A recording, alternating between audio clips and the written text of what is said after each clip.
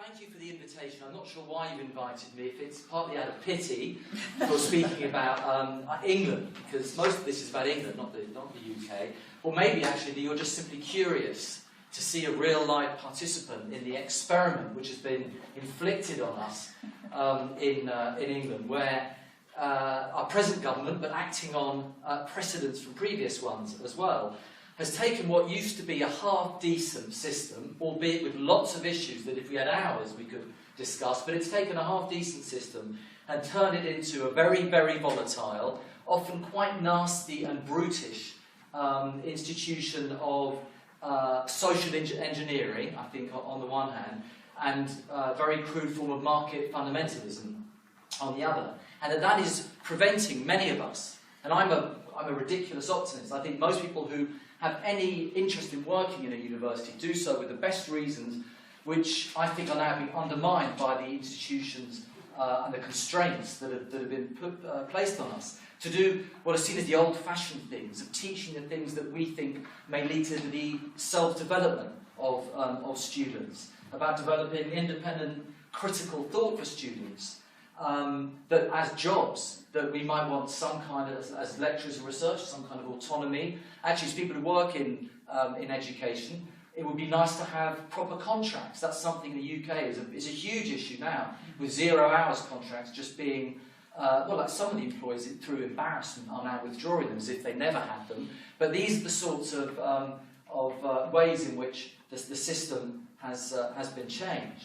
And I mean, the book, The Assault on Universities, has a slightly less, well, it's a more crude form of provenance, I guess, because it was, the idea came for it when me and my co-editor were standing in Parliament Square in 2010, watching the riot police batter students, many thousands, tens of thousands of them, who had tried to take over Parliament Square against the trebling of tuition fees. Now, it's important to say that the trebling of tuition fees was a spark. It was a spark for lots of things. Actually, it was a spark for the other public sector workers who took action after them. It took the courage of students just to put the whole question of, should we be taking these cuts, or should we accept this logic? It became more legitimate to ask those questions after the students did what they did.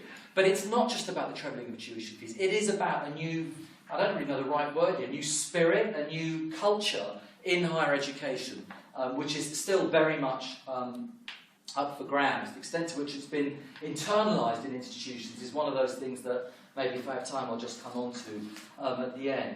But of course, the trebling of fees is the headline, I suppose, in what they call the reform.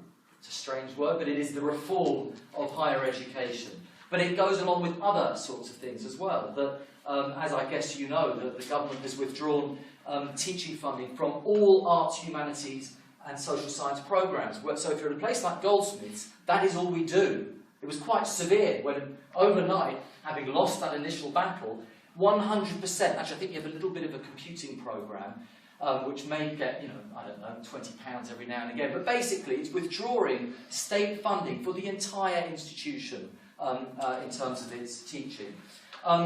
It was also accompanied by the accelerated involvement of the private sector, and we'll come back to that in a second. It has also stimulated enormous competition, I think incredibly, not constructive, but very destructive competition. It's competition between institutions, so that this is where the volatility comes in. So we have the prospect, you know, there are winners and losers, allegedly, in competitive environments. Well, we may see losers. Now, it's not just a loser like a supermarket. This is a loser that we may see universities shut down. Not really because of a lack of demand, just because they cannot cope, or at least they're not able to fill their vacancies with the right sort of people in the right funding band.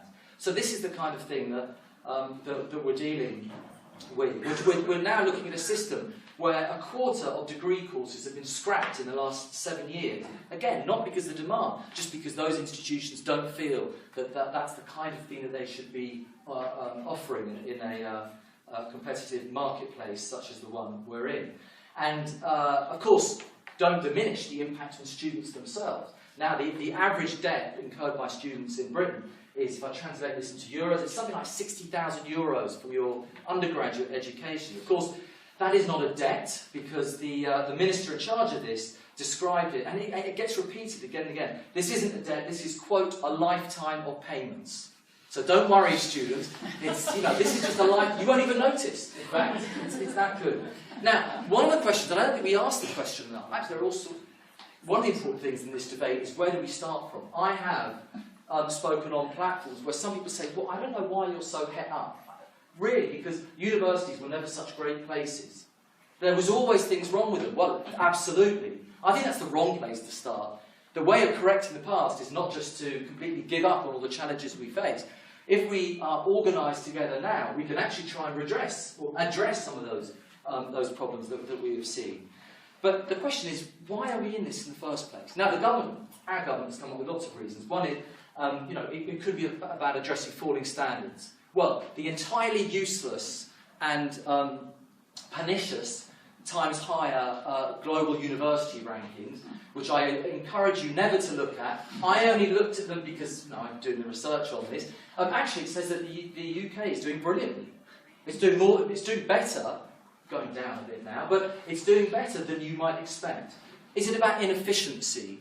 Those same rankings show, in their expression, this is such a terrible, I mean, I hate to use this after what you've just said, but in terms of bang for buck, the UK is, these are their terms, not mine, the UK is doing very well. Is it about, well, maybe there was something wrong with the system, as people have said, so is it about a lack of social mobility and the policies that excluded working class students from university? Well, you must be utterly dreaming if you think that the new fees regime is going to address that. There's a very famous statistic, if you're thinking about exclusion on the basis of ethnicity, that there are more minority students in one university, London Metropolitan University, than there are in the entire Russell Group institutions.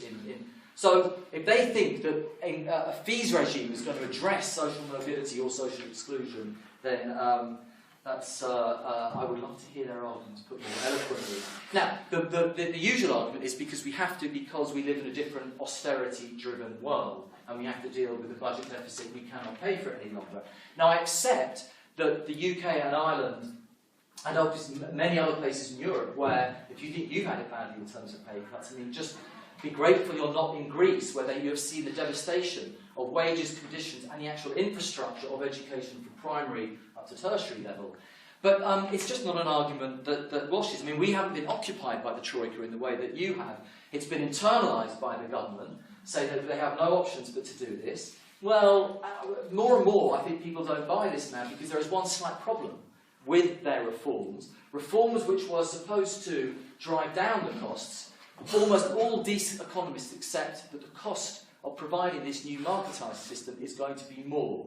Now that, if you think about it, that's quite incredible. The cost of servicing the new loans and fees is going to be higher than the system that it superseded. Basically because of non-payment. They vastly underestimated the non-payment. They were thinking 30%, more and more people are thinking 40% non-payment.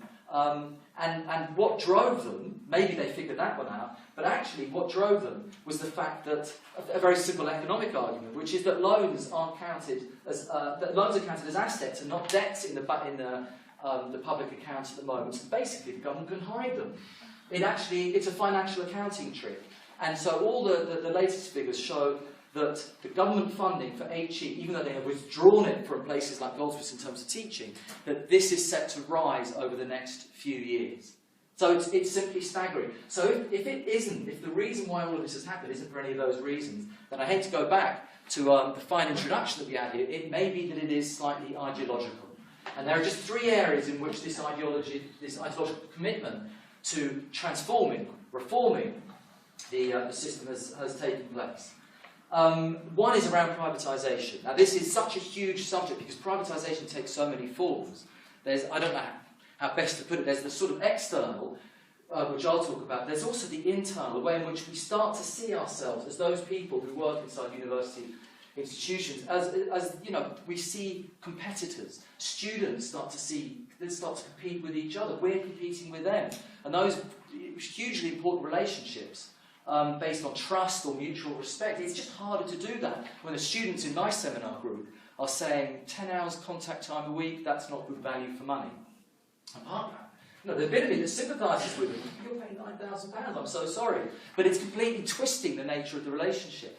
We had a very vigorous campaign at Goldsmiths about the UK Border Agency, which was threatening to effectively wanted all the information about where student attendance, to monitor student attendance for international students. We said that is wrong because we are not border agents. That was our T-shirts we were wearing. We are not border agents, we're teachers. And it completely undermined that relationship that we had. So I think there's a much more competitive, as if we're seeing ourselves as privatised institutions or privatised individuals delivering them. But that's a discussion for a different day. But the privatisation has taken so many different forms at the moment. Just from the nature of the groups involved in higher education now. Just take one thing like accommodation. Accommodation isn't written about that much because we're focused on the tuition fees.